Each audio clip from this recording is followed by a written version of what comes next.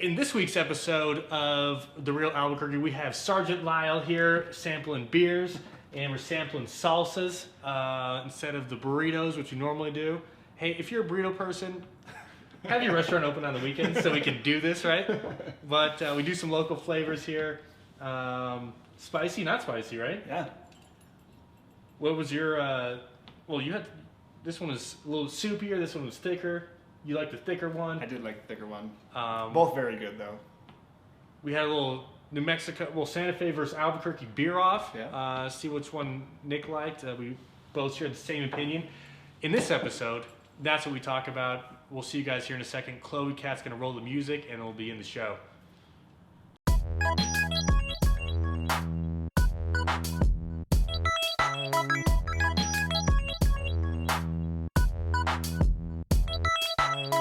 You have been out of the game for a while. It's been a while. Welcome back to New Mexico. First and foremost, Thank guys, we have Nick Lyle. What's your preferred title? Sergeant Lyle? No. On the weekends, it is now. It's Sergeant Lyle at the Lyle house. Everybody's all lined out. No. 6 a.m. revelry's going on. No, I'm not quite that intense. There are some guys that are like that, which is funny. You know, I've met quite a few guys that are like that. What were the other guys in the fraternity? They were Army too. Remember? Yeah, Minturn. Yeah, Minturn. I think he was a cat. Well, last time I had heard about him, he was a captain. Yeah. So if he's still in, he's that was a while ago. So if he's still in, he's probably major or lieutenant colonel now. Jeez, wow. I haven't heard from him in a long time. But guys, we have Sergeant, maybe Staff Sergeant Lyle here in a few months. Hopefully. Or just Nick Lyle from Nick Lyle, Farrier, and Forge. Right? That's correct. Yes, sir. Okay. We have Chloe, our producer, Kat. Nick's been out of the game for so long. You've been in Coronado, right? Well, so I was in Fort Carson, which is Colorado Springs. Oh, okay. I thought you were in Cali. No. Oh, that's the Marines. Yeah. Okay. For some reason, I thought you were in Cali. Yeah.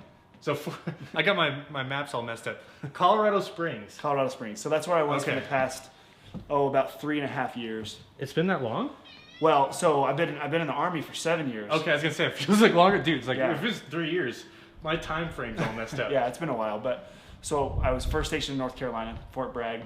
Oh, okay. Which is just outside of Fayetteville, North Carolina. Right. And then I got moved to Fort Carson, which is, like I said, Colorado Springs. Cool. Yeah. Is this too cold? We got the breeze going on. Okay. Feels good. It's a Sunday, so burritos don't get sold. They don't sell. Most breakfast burrito places are closed on Sundays and Saturdays. That doesn't make any sense. That's the one time you'd want a breakfast burrito. I know. And I talked with Howie last week from the guy from Yelp, who's our Albuquerque, New Mexico Yelp guy, and he just said he doesn't know what's going on. But guys, if you are listening and you know people who own a burrito restaurant, aka a Mexican restaurant or a New Mexican restaurant, please, for love of God, open the store on Saturday and Sunday. Be a good money-making day. Yeah, because no one else is doing it, right? Yeah. Except for like Blake's and whatever. If you don't like cats, that's cool. She's all right. So, figured today we'd go something different since we have New Mexican beers in here. We have New Mexico salsa. For the review section, we're going to try some out and see what you like. See what get your taste buds. Now, these salsas are both hot, dude. So okay. so there's only one flavor when you eat in New Mexico. That's right. I don't even know what medium and mild is. It doesn't exist. Yeah, so unless you want tomato sauce, we go normal hot. We're not eating spaghetti. Yeah, yeah, we're eating chips and salsa, dude. So this is a beer A. Okay. I don't even know if we were drinking the same one together, but let's see what it tastes like. All right. Oh, I think this is the right one. That's good. Do you have any idea of where this is from? These are both New Mexico beers. One's from Albuquerque, one's from Santa Fe. I would say the one that I'm drinking is from Santa Fe. Okay. Now, obviously, we don't have the same type of beer. One's a different, people are going to be like, who cares? Or they're like, you can't judge two beers that are different. Oh. That's my keychain. Okay, it's like, is that your Tamagotchi? Is it time to feed it? Gosh, I haven't heard about that since, like, middle school. Did you kill your Tamagotchi or what? It kind of looks like one, too. Oh, okay. That's for the car? Yeah, it's for my truck. Yeah, my cousin has one of those. They're sick. They are. They're nice. What do you think? I like it. It's real good. Now, do you have a preferred beer type? I just kind of grabbed some stuff and did the whole Smiths thing and amalgamated 6-pack. Yeah, that's cool. Yeah. I've heard of people doing that. So my beer type, if I had to pick one, would probably be free. Okay. No, so well, this is free. So this is your style. There you go. This is your style. I'm not the biggest beer drinker in the world, but I would say that real light kind of stuff. Like I'm not real dark or heavy kind of guy. Mm-hmm. If it's too hoppy, I don't enjoy it too much. But this has isn't a little that bit of hops. A little bit, but it's not too much. Yeah, this is not an IPA. Yeah, it's not overbearing.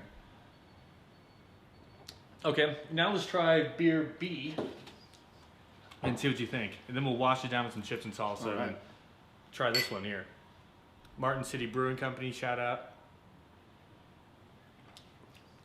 Different taste, obviously. Very different. Yeah, this one's not quite as hoppy at all. No, this is almost 0 hops. Yeah. Both local. This They're has both good. They're both real good. This has a different flavor profile. I know what the flavor is, so I'm not going to say it, but because I read the bottle. Right? Well, I was going to ask if this is the first time you've ever tried it. This is the first time I've ever had this beer. Yes. Nice. You like it? Yeah, it's pretty good. Yeah, it is pretty good. Actually, I kind of like this more than this one. Just I would in agree. the sense this is a more mild beer. I would agree. Now, This one's kicked up with the hops. It is. So it's a little bit more. I don't know if sour is the right word, but that seems like it's the right word coming to mind. A little bit more sour with the hoppiness to it.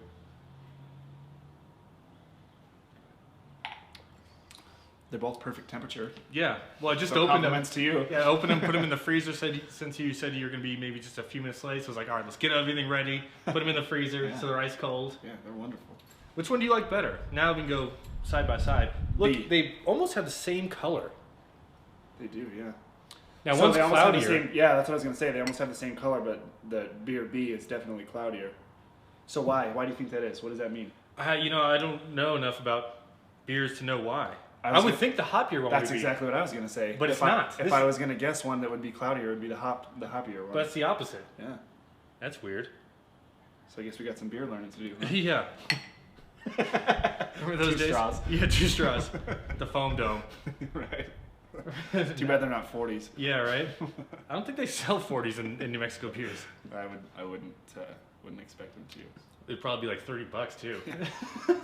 And you'd probably be pretty lit by the time you finish both of them. Yeah, right? Edward 40 hands would not work with these.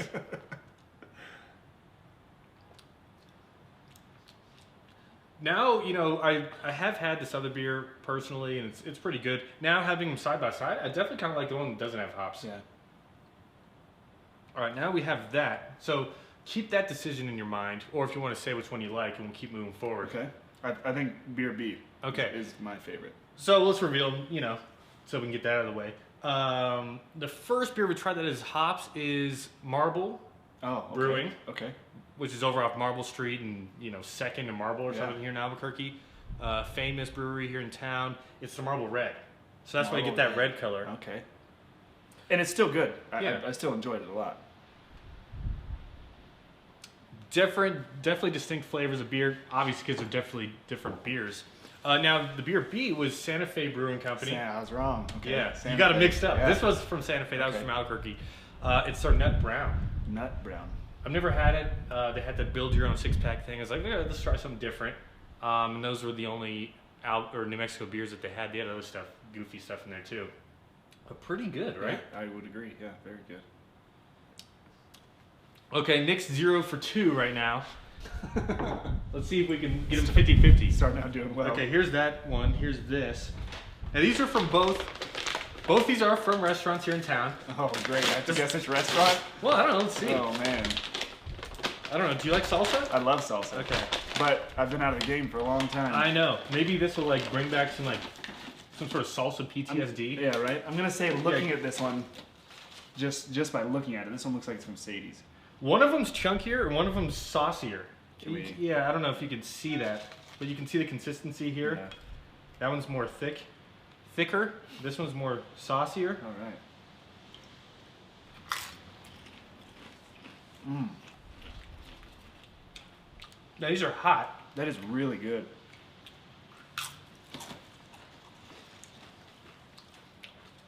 Try that one. All right. This one here is my all-time favorite here in Albuquerque. So when I get salsa, do stuff like this, we can't pass up a great. Both are pretty good. They're both pretty good. This one is hot on the label, but this one seems hotter. That one does seem hotter. And I wonder if it's because we're not getting as much since it's more runny, so not as much is staying on the chip. This one kind of reminds me of like pace. But you said it's from a restaurant, so it can't be what it is. Yeah. Well, come on, you can't compare it to Pace. Pace is just like City Slickers, dude. I mean, maybe it's just the texture. So if I had to guess, my guess would be that one is from Sadie's. Okay. This one maybe.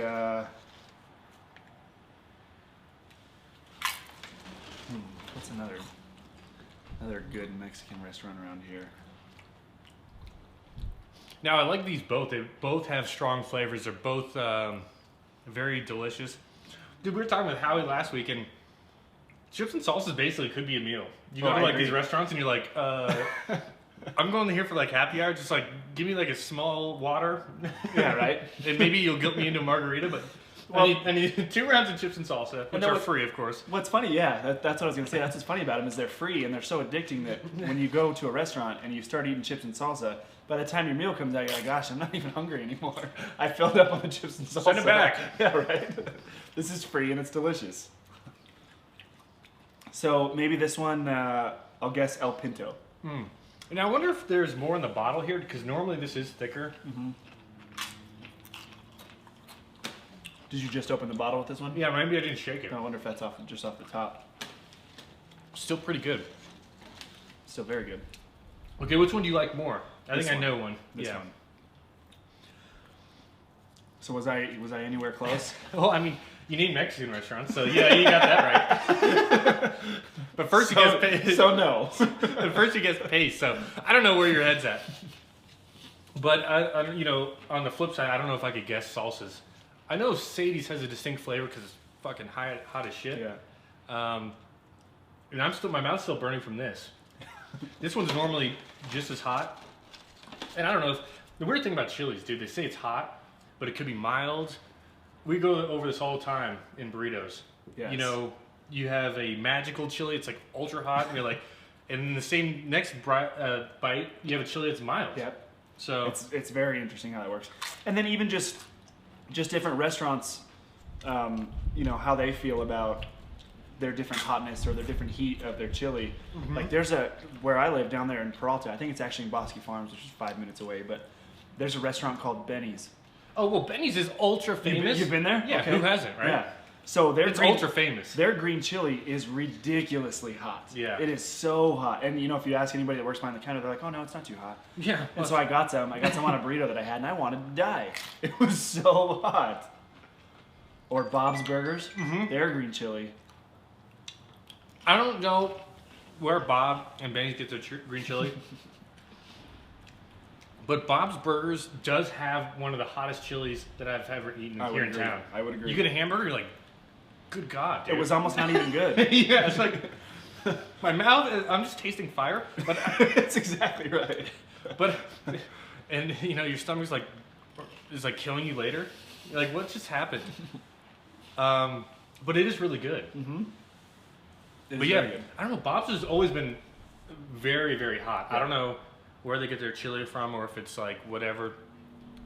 But this place here actually has where they used to say today's chili and salsa is hot or mild, or you know, the daily they would have a rating of That's what it is. pretty cool.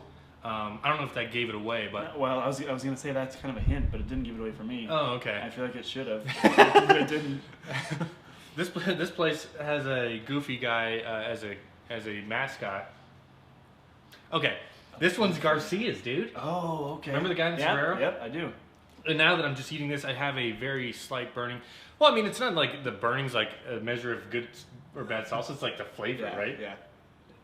And that's Garduño's. Oh, Garduño's. You know, I was gonna guess that for one of them, but I know that they closed the one that was there on Montgomery. Yeah, the one up here now it's El Patron. Yeah, that's right. Which I don't know. Their salsa's pretty good. They changed the whole salsa recipe over there. Oh, did they?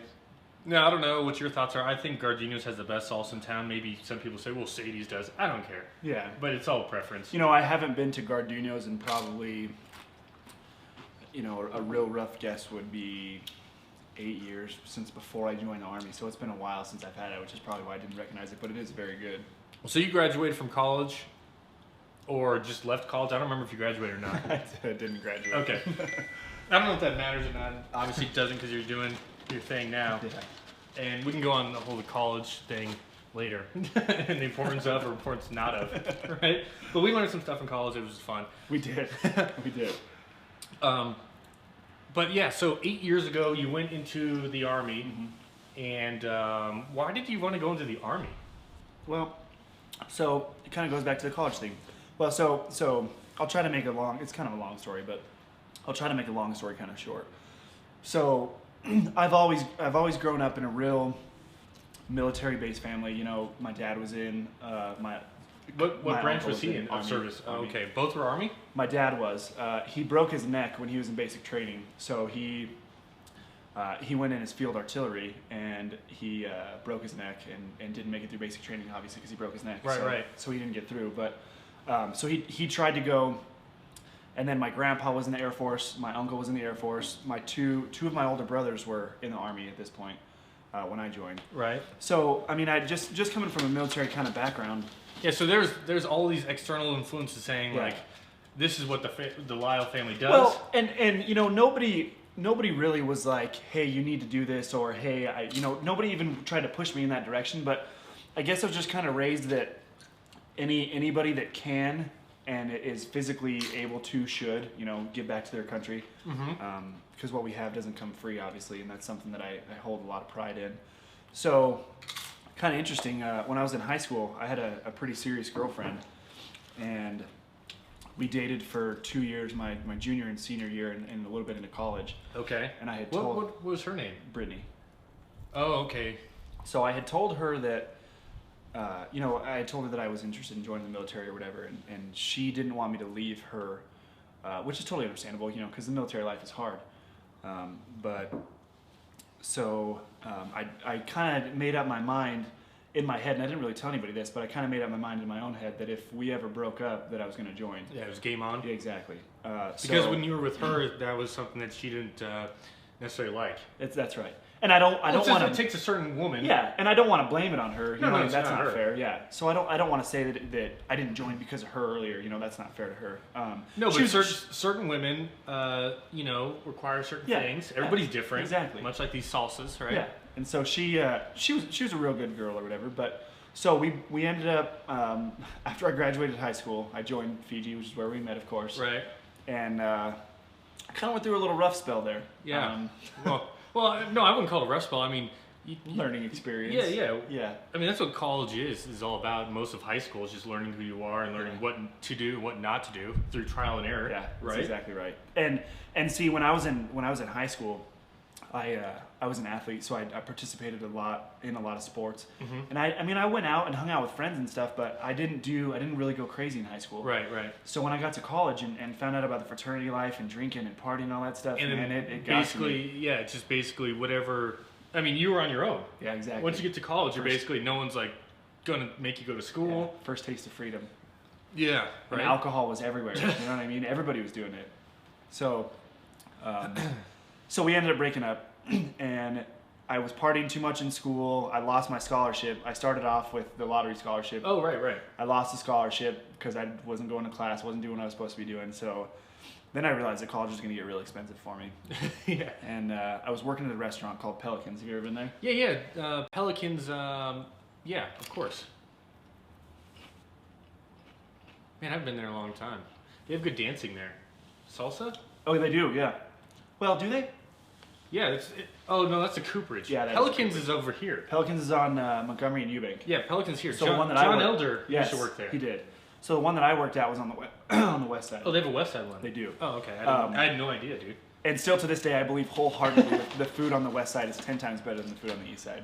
So for those of you guys, that are watching, yeah, for those of you guys that are watching, even if you're an east sider, you need to go to the west side for the food. What defines the east versus the west? Is it the freeway? I don't know if it's the freeway or the river. I'm not sure. Coors? I don't know. I don't know. I wouldn't say Coors because it's on the east side of Coors. I don't know. That's a good question.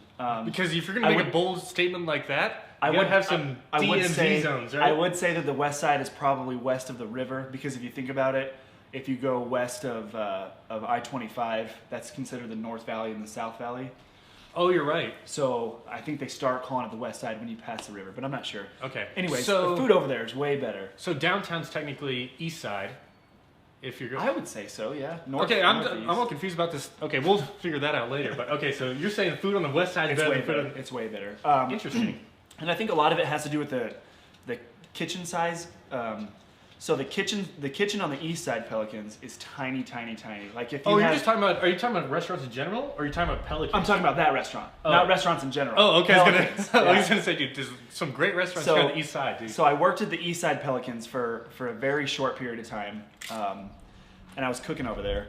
And then I worked at the Pelicans on the West Side for, gosh, I think 5 or 6 years. So I was over there for a long time, and it was quite the commute. Was it during college?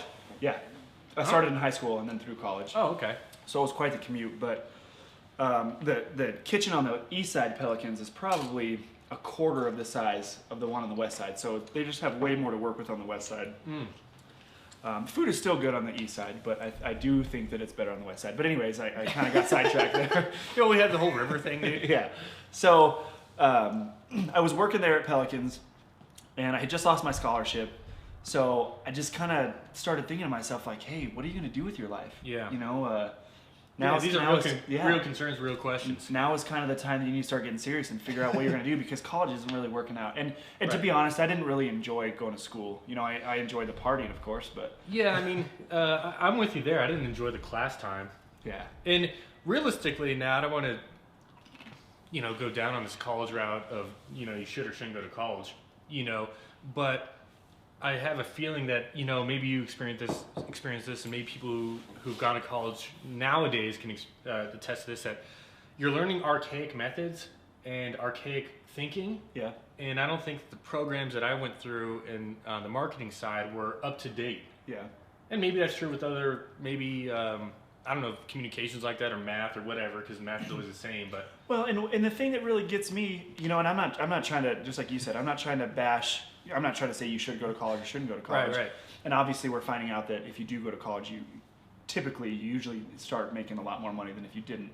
But there's some studies that say if you just worked at McDonald's for 4 to 6 years and never went to college, you may be in a better position than when you just get out of college. I'm not saying, dude. I mean, there's all ways to think about all this. Yeah, and that's one of the things that gets me, is that like if you started at 18 at McDonald's, yeah, just for example, or Pelicans, yeah, which you did. Could you be the GM there? I don't know. Yeah, who knows? I mean, they could open a lot of doors. But the thing is, so when you go to college, you're getting all these student loan debts. Right. And then, and by the time you graduate college, you got all this money that you owe. And then, yeah, you're making, maybe a 6-figure income, maybe not. Right. But you're typically making pretty good money coming out of college. But your first, depending on how much your student loans are and how long you went to school for, your first 5 to 10 years are just all that extra money is going to paying that back. So, I mean, it kind of levels out, I guess to each his own. It depends what you want to do, really. It depends what makes you happy in life, I guess. So, there's people that go to college that do great, that make a bunch of money and love what they do. And there's people that go to college that get a degree in underwater basket weaving that they can't really do anything with. Right, unless you become the guy in underwater basket weaving. Carl went to, now he's in Grenada. Yeah. And he's finishing up with his doctorate there. Yeah. We had a friend from high school, Connor, on the podcast a few weekends ago, and he, there's specialized degrees where you have to go to college for the rest of your life. Carl and Connor are doctors now, and that's one of them. Yeah. Engineering and stuff like that. Well, so and that's the thing, is if you, for me, it's all about just being happy with life in general. Yeah, basically that's what it is. And everybody's definition of happiness is different. That's exactly right. You're out in the sticks in Peralta, and I love it. And you can go out there, shoot stuff, like whatever, take your 22 and kill rabbits or gophers or whatever, do your thing, and have your horses, right? Which we're going to talk about in the next segment. Or you can be big city. Yeah. I mean, it's all different. Exactly. It's just what kind of person you are and what makes you happy. So for me, joining the military was something that I felt like I owed to the country. Interesting. So I did that for 7 years. And I was active duty for 7 years, I should say. I'm still in the Army. Right. Now I'm considered Army Reserve. so I'm not active duty anymore, and God has given me the opportunity to move back here, which is totally awesome. But yeah, which is really cool, man. It's been a long time. it has been a long time. And Do you it's get nice. to see a lot of the old people, or is everybody doing their thing? That's what it kind of seems like, is everybody's doing their thing. And honestly, I mean, I got back here at the end of February, so I've only been back for almost 2 months now. And Yeah. I've been extremely busy since then, so I haven't had a whole lot of time. In the Farrier and Forge business? Well, Or just in life? so in the Farrier and Forge business, and also I work at a ranch Oh, okay. down there. So I've been doing whatever I can. You know, I guess a lot of people will say that I'm a typical cowboy. I find work and I do it. You know what I mean? Right. Whatever I can do to make ends meet, I'll do. So starting out, the business is going very well so far. But you know how getting clients goes. You know, it takes a little bit of time. Yeah, So, and no one explains that to you, and there's it's all comes down to you, and you're fighting battles every day. Yeah. You know, but that's what makes it fun, mhm.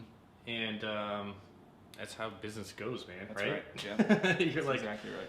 sometimes you're like, shit, can I get a break? Yeah. But those breaks never come, or you have to. They come in so small levels.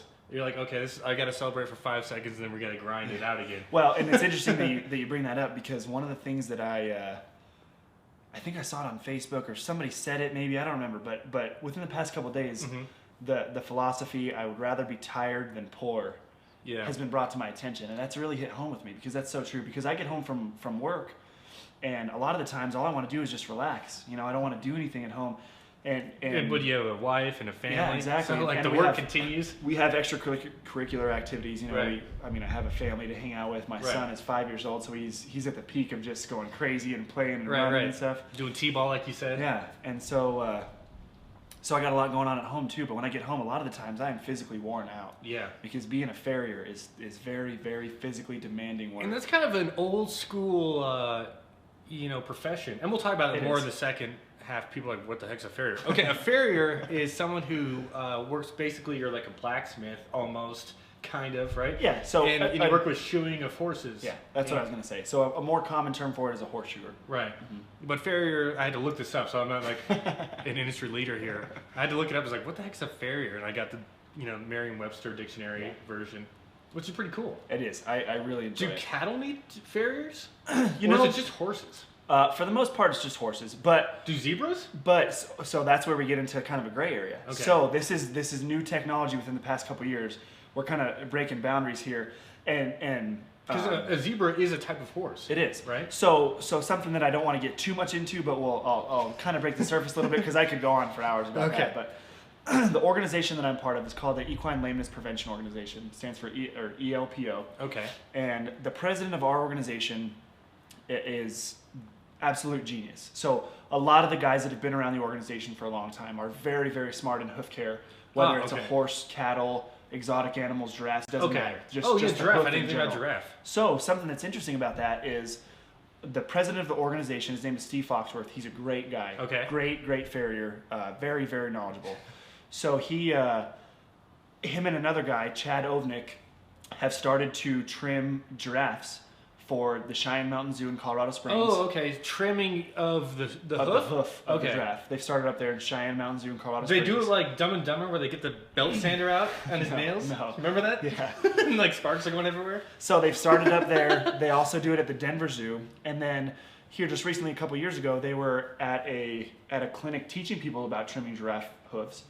And there was representatives from Disney World there. Interesting. So, Are you going to pick up the zoo here? Oh, you know what? I was at the zoo on Friday, and one of the guys was talking about that they have 2 horses at the botanical gardens. And he told me to look into it. He was like, I haven't seen a farrier out there in a long time. So he told me to talk to Dr. Zimmerman, who is the veterinarian at the zoo. Oh, okay. I guess it's a guy by the name of Ralph Zimmerman. So I've tried to get in contact with him. I haven't been successful yet, but we'll see how that goes. Okay. Yeah. Well, that's exciting. Yeah. Well, okay, so wrap this sample episode up. We have Nick here from Nick Lyle Farrier Forge, a.k.a. Sergeant Lyle, a.k.a. what, rancher? I guess, sure. Yeah. Cow puncher is the technical term, but there's probably a lot of people that don't know what cow that is. puncher? Just somebody who gathers cattle, and it's a ranch cowboy. It's a nickname for a ranch cowboy. Oh, it's a slang term? Ben Schroeder would know what this is? He would. Okay. I would hope so. Yeah. I would hope so. Yeah, Ben Schroeder, if you're watching or listening, shout out. What does he do? He did a bunch of cattle stuff, didn't he? Well, he's a rodeo cowboy. Oh, okay, so. So Ben Schroeder is the technical term for it is steer wrestling, but Where are these technical terms come that no one's ever heard of besides you? well, I was gonna say that's better than the rodeo term because it's called bulldogging, but that's what rodeo cowboys know it as. Bulldogging? Bulldogging. Okay, so we have bulldogging, cow punching, and what was the other one? Steer wrestling. Steer wrestling, aka rancher and bull rider. While we're on this tangent, while we're on this tangent of weird words, do you know what the term dogie means? So I'm sure you've heard it in country western old school type songs. Do you know what the term actually means? Dogie? Dogie. Now, not to be confused with doggy. Well, so you hear a lot of old school cowboys say, "Get along, little doggy," or yeah. So what do you think that means? Do you know? No, I have no idea. What does it mean? So growing up, I always thought it was just like kind of a western slang word for dog. Yeah, doggy. that's what I thought. You know, it's not. Okay. So a dogie is spelled D-O-G-I-E. Okay. What a dogie is it's a calf that has been separated from its mom in the herd. So a lot of the times, on purpose or not on purpose? Not on purpose. So a lot of the times when you're rounding up cattle, you know, when you're bringing them into the different pens, taking them through a squeeze chute for vaccination or branding or castrating or whatever the case is, a lot of the moms, which is not very motherly of them, but they'll just kind of take off and work ahead. And the calves will be left by themselves. And then you get a big group of calves that are together, and it's like herding cats. Oh my gosh, they just run because they don't know any better, you know. And it's not that they're being defiant; they just run everywhere. Can they find their mother again? They can. Oh yeah, they absolutely. know. Yeah. Oh, so you put them back in the herd and they'll figure it out? Absolutely. Really? And it's pretty amazing how fast they'll figure it out too. Really? They'll go right back to each other. Yeah. The mom cool. and the mom and the doggy. baby. Yep. Yeah. So there you go. So you learned something today. Dogie. Oh, okay. It's a calf. Calf without a mother. Without a mother. In the herd. Not on purpose. So not necessarily doesn't have a mother, just not at the same time. You know what I mean? Yeah, like separated. Like dad went to war and the mom like just disappeared. Yeah. Yep. So I learned that recently, starting working at the ranch. Oh, nice. Yeah. This is recent knowledge. Yeah, it is. Even for me. All right, guys, this is done with the review episode. Nick Lyle liked the Nut Brown from Santa Fe Brewing Company. This is the wrap up. And also Garduño's better? Garduño's. Maybe we'll shake up the bottle. The Garcia's is good. Okay. But this is all good. This is just sampling stuff and trying it out. Yeah. It's all different. It's going to be back in the beer and salsa game of New Mexico. Yeah, right. Well, now you've only been back since February. This is basically now May 1st. So that's 2 months, dude. At the end of February. Oh, so basically 1 month? Yeah. Oh, no, 2 months. March and April. 6 weeks or so, yeah. 6 weeks. Well, welcome back, man. Thanks. Do you like the whole... Well, Colorado Springs is basically kind of like New Mexico, except it's more deserty. Temperature-wise and climate-wise, it is very similar. But this is deserty. They have farms out there, more on the Kansas side, right? Or close to the Kansas? Yeah, but out there east of Colorado Springs, there's a good amount of land out there. Yeah, like Pueblo or, well, I don't know. Pueblo's just a little bit south. Yeah. So east of there, too. Oh, okay. So, yeah. Yeah, once you get past, I guess, east of Denver, it's just all Kansas style. That's exactly right, yeah. Right? Yep. And they do a bunch of herding and cattle out there? Oh, yeah. Nice. And they do all over Colorado. There's a bunch of cowboy work in Colorado. So you're probably north, you got Wyoming right there? Yes. Cheyenne, Wyoming's a beautiful place. All right, guys, let's just wrap it up real quick before we go on tangents for another hour here. We'll finish back up in the next episode where we have Nick talking about the Farrier business, right? Cool. Sounds good. Giraffes, zebras. Yeah. I guess you can shoe anything, right? Everything. What did they say in Meet the Fockers? You can milk anything? Yeah, as long as it has nipples. I have nipples, Greg. Can you milk me? Yeah. So you can basically shoe anything that has feet, right? Yeah. All right, guys. We'll see you in a bit. See ya.